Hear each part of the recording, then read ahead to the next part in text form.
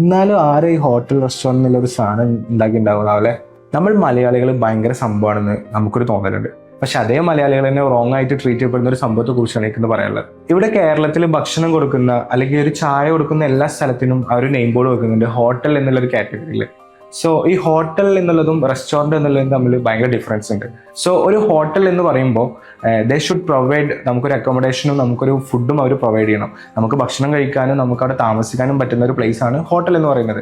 ഇനി അതിനപ്പുറത്ത് അവർക്ക് പൂളായിട്ടുള്ളതും ജിമ്മും അങ്ങനത്തെ ഒക്കെ പ്രൊവൈഡ് ചെയ്യുന്ന ഹോട്ടൽസ് ഉണ്ട്.